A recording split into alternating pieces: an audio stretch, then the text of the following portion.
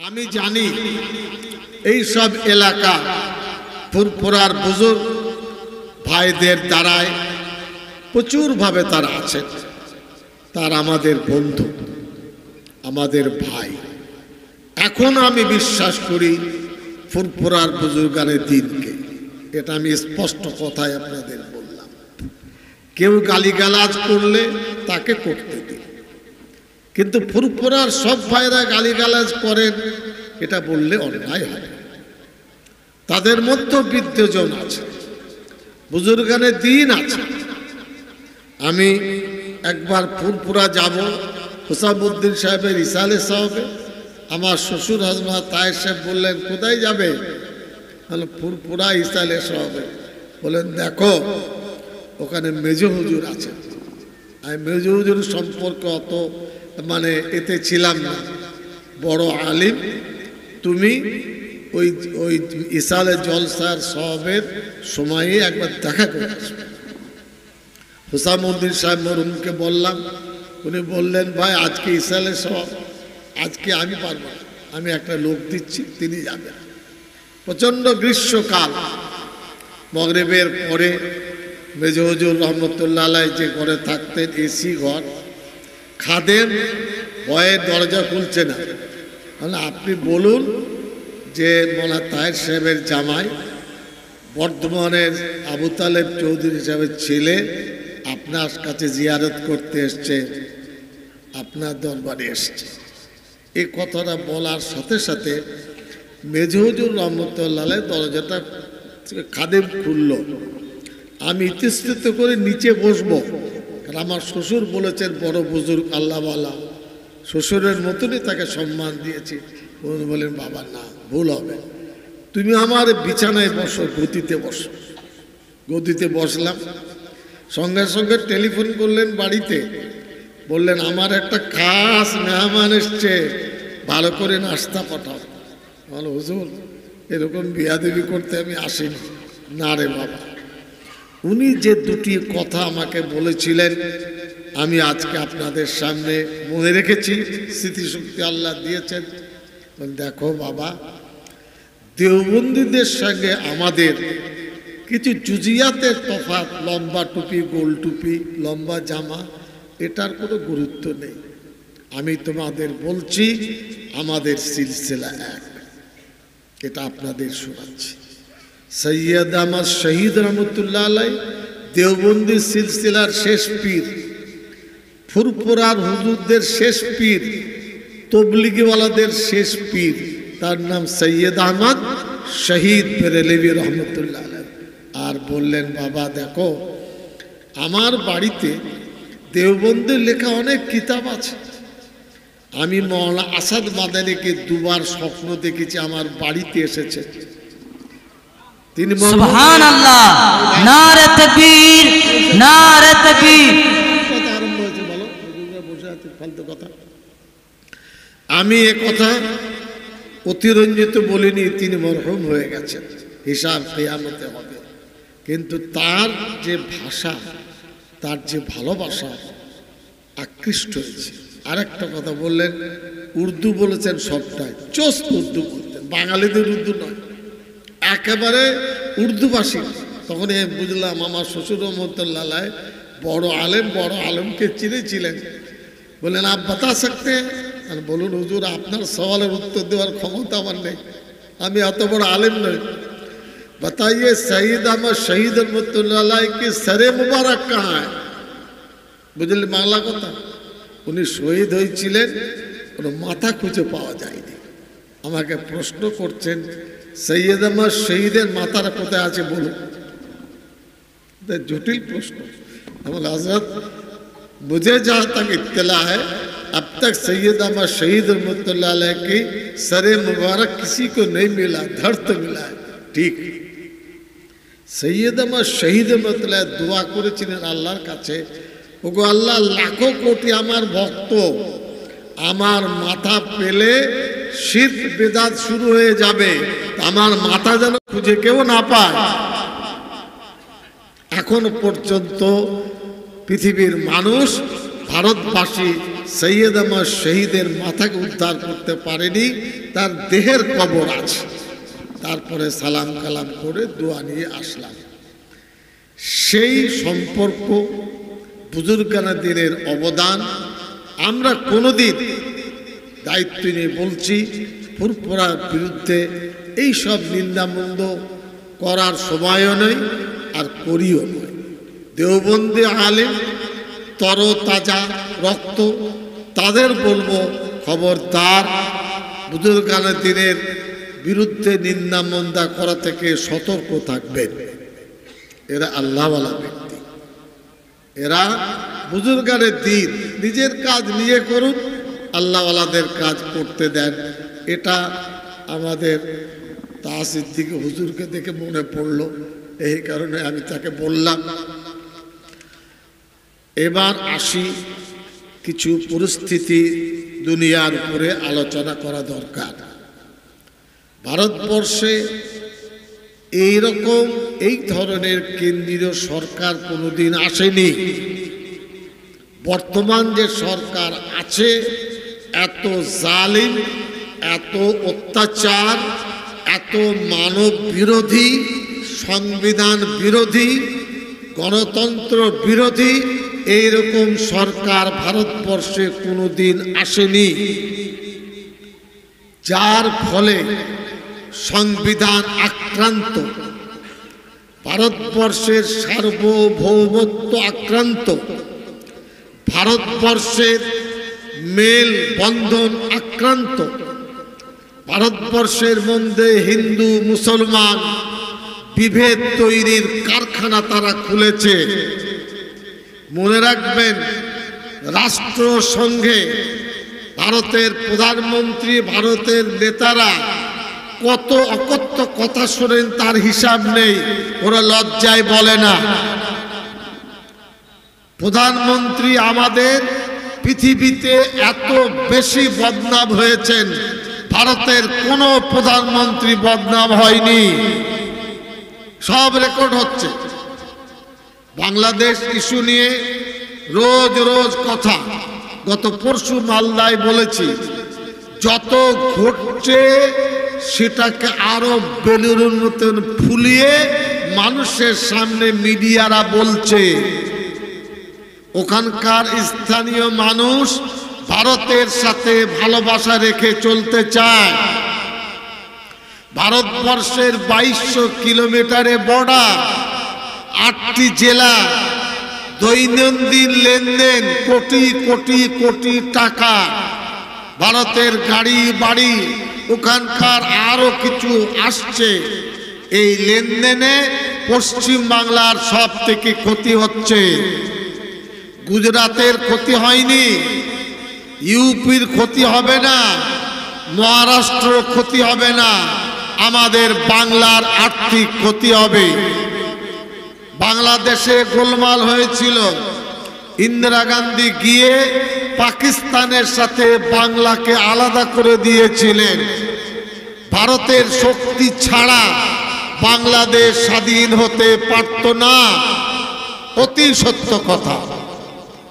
ওই পাকিস্তান, রাওয়ালপিন্ডি, করাচির মিলিটারিরা বাংলাদেশে বুলডোজার চালিয়েছে। ইন্দিরা গান্ধী আমাদের প্রতিবেশী দেশ হিসাবে সমস্ত রকমের সহযোগিতার হাত বাড়িয়েছেন। বাংলাদেশের মানুষের কাছে কৃতজ্ঞতা থাকলে তারা 10 বার বলবেন। এখন গোলমাল, হিন্দু ভাইয়েরা মার খাচ্ছেন, কেউ সহ্য করবে না। ইসলাম ধর্মে মন্দির ভাঙা নেই।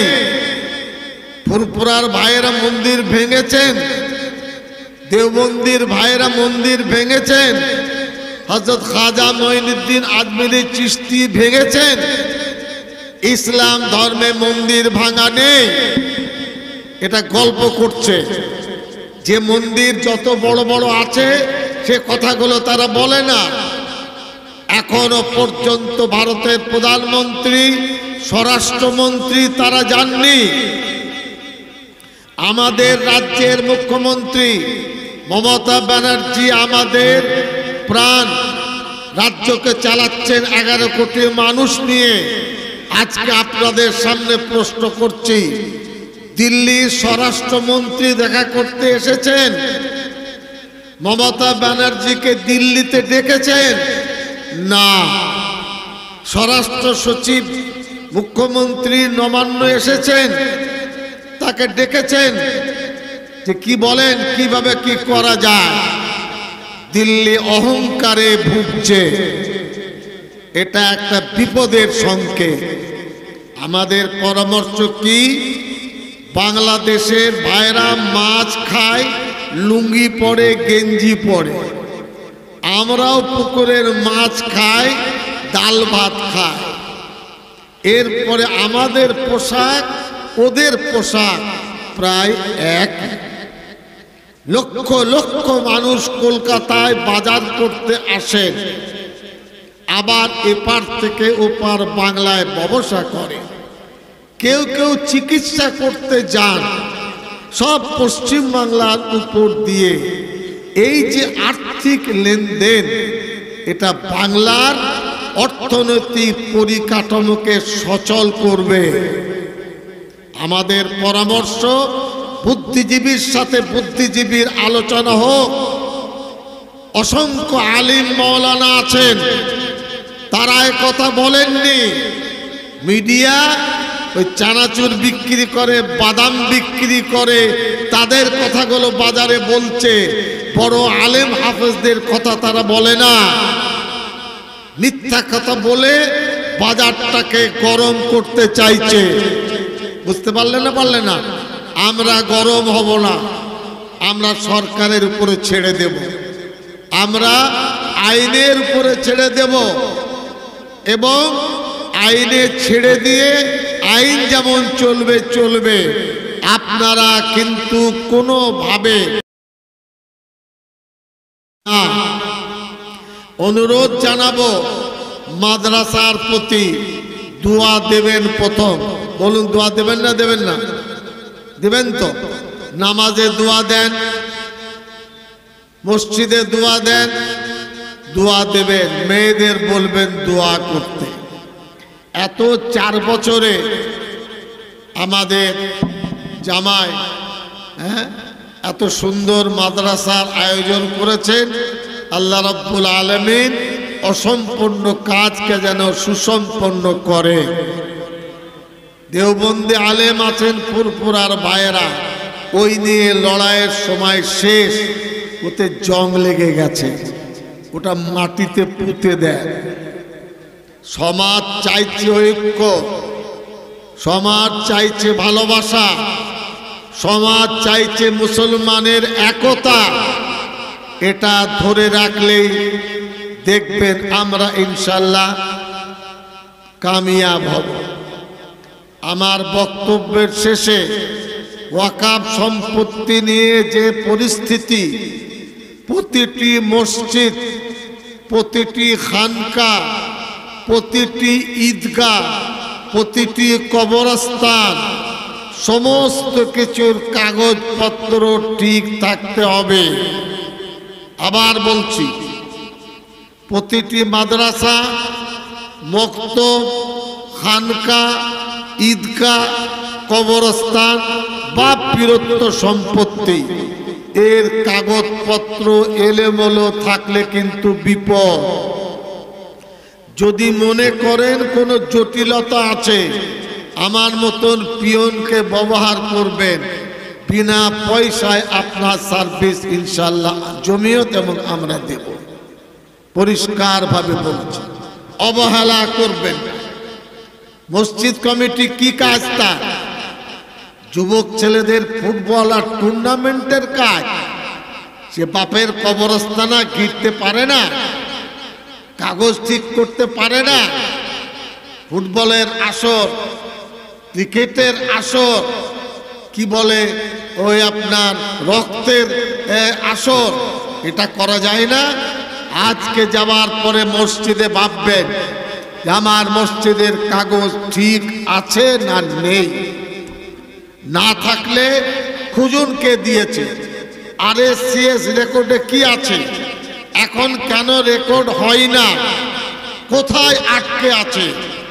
জমিয়ত উলামার খাদেম আমরা আছি, এত ক্ষমতা বিএলআরওর নেই যে আপনার মসজিদকে, কবরস্থানকে রেকর্ড করবে না। এ ক্ষমতা বিডিওকে আমরা দিইনি। বিডিওকে করতে হবে আইন মোতাবেক কাজ। কেউ বললে যা খুশি তাই করে গেলাম, এটা কিন্তু আমরা হতে দেব না। আমি অনুরোধ জানাবো, একতাবদ্ধ অবস্থায় থাকুন, ওলামাদের প্রতি শ্রদ্ধা জানান, মিলেমিশে থাকুন। কোনো গ্রামে অসন্তোষ তৈরি হয় এমন কোনো বক্তব্য রাখার জন্য গ্রামে 4 জন মানুষ দাঁড়িয়ে যাবে। আমাদের এক থাকতে দাও বাবা। তোমার ফুরফুরার প্রোগ্রাম হোক, দেওবন্দি প্রোগ্রাম হোক, তবলিগ প্রোগ্রাম হোক, কিন্তু আমরা একসাথে থাকতে চাই। আল্লাহর মেহেরবানি, এই মাদ্রাসা সহ 1000 মাদ্রাসার আমি সভাপতি। 25 বছর ধরে মন্ত্রিসভায় আছি, সেই হিসাবটা মমতা ব্যানার্জি দেবেন। আমি কাজের লোক, আল্লাহ তৌফিক দিয়েছে, আমার যোগ্যতা নয়। আমি যথেষ্ট মন্ত্রিসভার কাজ করি। আমাদের মুখ থেকে হিন্দু ভাইদের বিরুদ্ধে নিন্দামন্দ কথা বেরোবে না। আল্লাহ বলেননি দুনিয়ায় শুধু মুসলমান থাকবে। আমরা নামাজে কি পড়ি? আলহামদুলিল্লাহ রাব্বিল আলামিন। অর্থটা ভেবেছেন? আল্লাহ বলেছেন শুধু মুসলমানের? জি। আর নবীজিকে বলা হচ্ছে রহমাতুল লিল আলামিন, শুধু মুসলমানের রহমত। এ কথা আমরা আলেমরা বলেন না কেন? ইসলাম ধর্মের শান্তি, শৃঙ্খলা, ভালোবাসা কি করে বিস্তার লাভ করবে? এই মাদ্রাসার মধ্যে আল্লাহ রাব্বুল আলামিন আমাদেরকে, আপনাদেরকে কবুল করুন। আর যে ছাত্ররা পাগড়ি পেয়েছে এদের জন্য দোয়া করুন। ওগো আল্লাহ, মরণ পর্যন্ত কোরআনে কারীম যেন এদের অন্তরে থাকে, বলুন আল্লাহুম্মা। আর হাফেজ সাহেবদের বলছি, প্রত্যেক দিন তিলাওয়াত করবে। কোথাও থাকবে না থাকবে মুকাদ্দার, কিন্তু মাগরিবের নামাজ রোজই পড়বে, ঈশা রোজই পড়বে। আধ পাড়া এক পাড়া নিজের জীবনের সাধনমনা করবে। কোরআনে মজিদকে ছেড়ে দিলে কোরআন তোমাকে ছেড়ে দিবে, আর তুমি যদি কোরআন মজিদকে রাখো তো কোরআন মজিদ তোমাকে রাখবে। মুফতি নাসিরকে আমি ধন্যবাদ দিই যে মাশাআল্লাহ এই 4 বছর পরে আজকে দাওয়াত পেলাম আমাদের জামাই বলে। যাই হোক, এই মাদ্রাসাকে আমি ভালোবাসি। আপনারা সবাই ভালো থাকেন, আমাদের জন্য দোয়া করবেন। ওয়া আখিরু দাওয়ানা আলহামদুলিল্লাহি রাব্বিল আলামিন। মুসাফার জন্য চেষ্টা করবেন না, সালাম দিচ্ছি, উত্তর দেবেন।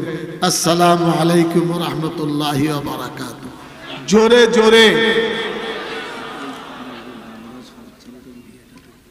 আমি পারবো না, আমি পারবো, আমার না, আমার পারবো না, আমি পারবো। তুমি আমাকে কেন বিরোধ করছো? না, আমি পারবো।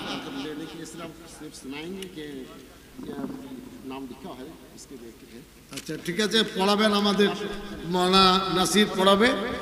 আপনার মোহাম্মদ মামুন হাসান গাজী, নাসির উদ্দিন গাজী, ট্যাংরা হাসনাবাদ, 3500 দেনমোহর।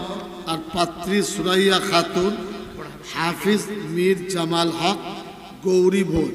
এদের আঁকতে হবে। দোয়া করুন আল্লাহ যেন বরকত দেয়।